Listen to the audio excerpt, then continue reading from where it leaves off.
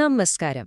1000 വർഷം പഴക്കമുള്ള ഒരു വൈക്കിംഗ് ടെക്സ്റ്റിൽ നിന്ന് ഇന്നത്തെ നമ്മുടെ ജീവിതത്തിന് ആവശ്യമായ ചില കാര്യങ്ങൾ പഠിച്ചാലോ? നമുക്കൊരുമിച്ച് നോക്കാം. ഓഡിന്റെ വാക്കുകളായ ഹവാമാലിൽ എന്താണ് പറയുന്നതെന്ന്. അപ്പോ ഒരു ചോദ്യം ചോദിക്കട്ടെ.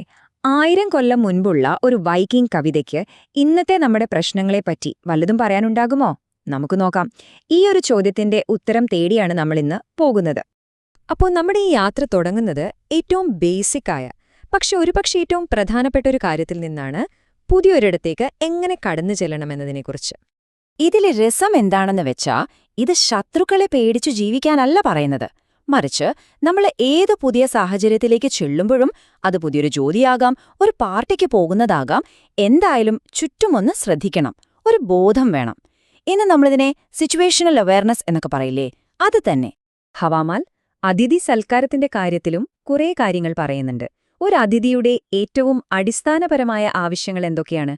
തണുപ്പ് മാറ്റാൻ തീ, വിശപ്പ് മാറ്റാൻ ഭക്ഷണവും വസ്ത്രവും, പിന്നെ ദാഹം മാറ്റാൻ കുറച്ചു വെള്ളവും. എന്നാൽ അതിനെല്ലാം ഉപരി വേണ്ടതെന്താണ്? നല്ല വാക്കുകളും ഒരു സൗഹൃദപരമായ പെരുമാറ്റവും. ഈ അടിസ്ഥാന കാര്യങ്ങൾ തിരിച്ചറിയുന്നിടത്താണ് ശരിക്കും ജ്ഞാനം തുടങ്ങുന്നത്, അല്ലേ? ഓക്കെ, അപ്പോ പുറമേയുള്ള കാര്യങ്ങൾ നമ്മൾ ശ്രദ്ധിച്ചു. ഇനി നമുക്ക് കുറച്ച് ഉള്ളിലേക്ക് നോക്കാം, നമ്മുടെ ഉള്ളിലുള്ള കാര്യങ്ങളിലേക്ക്. ഒരു മനുഷ്യന്റെ ജീവിതയാത്രയിലെ ഏറ്റവും വലിയ മുതൽക്കൂട്ട് എന്തായിരിക്കും? ഇതിന്റെ അർത്ഥം വളരെ സിമ്പിളാണ്. നമ്മുടെ കയ്യിലുള്ള പണമോ പദവിയോ ഒന്നുമല്ല നമ്മുടെ ഏറ്റവും വലിയ സമ്പത്ത്. അത് നമ്മുടെ സാമാന്യബുദ്ധിയാണ്, നമ്മുടെ കോമൺ സെൻസ്. കാരണം ജീവിതയാത്രയിൽ നമുക്ക് കൂടെ കൊണ്ടുപോകാൻ പറ്റുന്ന, ആർക്കും നമ്മളിൽ നിന്ന് തട്ടിപ്പറിക്കാൻ പറ്റാത്ത ഒരേയൊരു മുതൽക്കൂട്ട് അതാണ്.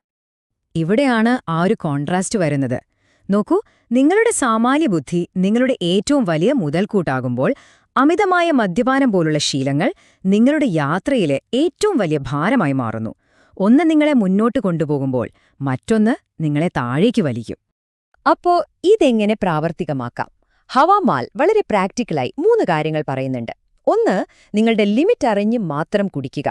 2, ആവശ്യമുള്ളത് മാത്രം സംസാരിക്കുക, ഇല്ലെങ്കിൽ മിണ്ടാതിരിക്കുന്നതാണ് നല്ലത്. 3, എത്രയും പെട്ടെന്ന് നിങ്ങളുടെ പൂർണ്ണബോധം വീണ്ടെടുക്കുക. നമ്മളൊക്കെ പല സോഷ്യൽ സാഹചര്യങ്ങളിലും പോകുമ്പോൾ ഇതെത്രത്തോളം പ്രധാനമാണെന്ന് നമുക്കെല്ലാവർക്കും അറിയാവുന്ന കാര്യമാണ്, അല്ലേ? ഓക്കെ, അപ്പൊ നമ്മളെ തന്നെ നിയന്ത്രിക്കാൻ പഠിച്ചു. ഇനി അടുത്ത സ്റ്റെപ്പ് എന്താണ്? നമ്മുടെ ചുറ്റുമുള്ളവരെ മനസ്സിലാക്കുക. ആരാണ് യഥാർത്ഥ സുഹൃത്ത്, ആരാണല്ലാത്തത്? ആ ബന്ധങ്ങളെ നമ്മൾ എങ്ങനെയാണ് കൊണ്ടുപോകേണ്ടത്? നമുക്ക് നോക്കാം. ശരിക്കും യഥാർത്ഥ സൗഹൃദത്തെക്കുറിച്ച് പറയാൻ ഹവാമാൽ ഉപയോഗിക്കുന്നൊരു മെറ്റഫർ അത് വളരെ മനോഹരമാണ്. ഒരു കള്ളത്തരം കാണിക്കുന്ന സുഹൃത്തിന്റെ വീട്ടിലേക്കുള്ള വഴി അടുത്താണെങ്കിൽ പോലും ഒരുപാട് ദൂരമുള്ളതുപോലെയും വളഞ്ഞും തിരിഞ്ഞുമുള്ളതുപോലെയും തോന്നും. എന്നാൽ ഒരു യഥാർത്ഥ സുഹൃത്തിന്റെ വീട് ഒരുപാട് ദൂരെയാണെങ്കിലും അങ്ങോട്ടുള്ള വഴി എപ്പോഴും നേരെയുള്ളതും വളരെ എളുപ്പമുള്ളതുമായിരിക്കും. അപ്പം നല്ല സൗഹൃദങ്ങൾ എങ്ങനെ നിലനിർത്താം? അതിനും ഹവാമാലിൽ ചില വഴികളുണ്ട്. പരസ്പരം സമ്മാനങ്ങൾ കൊടുക്കുക, മനസ്സ് തുറന്ന് സംസാരിക്കുക, പിന്നെ ഏറ്റവും പ്രധാനപ്പെട്ട കാര്യം, അവരെ ഇടയ്ക്കിടെ പോയി കാണുക. കാരണം ആ പറയുന്നതുപോലെ നമ്മൾ നടക്കാതിരുന്നാൽ ആ വഴിയിൽ പുല്ലു വളരും. അതുപോലെയാണ് സൗഹൃദങ്ങളും. ശ്രദ്ധിച്ചില്ലെങ്കിൽ അത് പതിയെ ഇല്ലാതായി പോകും. ഹവാമാല് നമുക്കൊരു വാർണിംഗ് കൂടി തരുന്നുണ്ട്. ജ്ഞാനികളായ ആളുകളുടെ ഇടയിൽ ചെന്നിരുന്ന് ഒരു വിഡ്ഢിയാകരുത്. അതിനുള്ള ഏറ്റവും നല്ല വഴി എന്താണ്? നമുക്കറിയാത്ത കാര്യങ്ങളെക്കുറിച്ച് ഒരുപാട് സംസാരിക്കുന്നതിന് പകരം മിണ്ടാതിരുന്ന് കേൾക്കുന്നതാണ് ബുദ്ധി. ഓക്കെ, വ്യക്തിബന്ധങ്ങളെക്കുറിച്ചൊക്കെ നമ്മൾ സംസാരിച്ചു. ഇനി കുറച്ചുകൂടി ആഴത്തിലുള്ള, കുറച്ചുകൂടി സീരിയസ് ആയൊരു ചോദ്യത്തിലേക്ക് പോകാം. ഈ ജീവിതത്തിൽ എന്താണ് ശരിക്കും നിലനിൽക്കുന്നത്? നമ്മൾ മരിച്ചുപോയാലും എന്താണിവിടെ ബാക്കിയാവുക? ഹവാമാല് ആദ്യം തന്നെ ഒരു കാര്യം വളരെ ഉറപ്പിച്ച് പറയുന്നുണ്ട്. നമ്മുടെ സമ്പത്തും പണവുമൊന്നും ശാശ്വതമല്ല. അതെല്ലാം ഒരു കണ്ണിമ വെട്ടുന്ന സമയം കൊണ്ട് വന്നും പോയുമിരിക്കും. സമ്പത്ത് മാത്രമല്ല, നമ്മൾ ഒരുപാട് സ്നേഹിക്കുന്ന നമ്മുടെ ബന്ധുക്കളും വേണ്ടപ്പെട്ടവരും, അവരും ഒരു ദിവസം നമ്മളെ വിട്ടുപോകും. ഇത് നമ്മളെല്ലാവരും നേരിടേണ്ട ഒരു സത്യമാണ്. അപ്പൊ പിന്നെ എന്താണ് ശരിക്കും നിലനിൽക്കുന്നത്? ഒരിക്കലും മരിക്കാത്തതായി എന്താണുള്ളത്?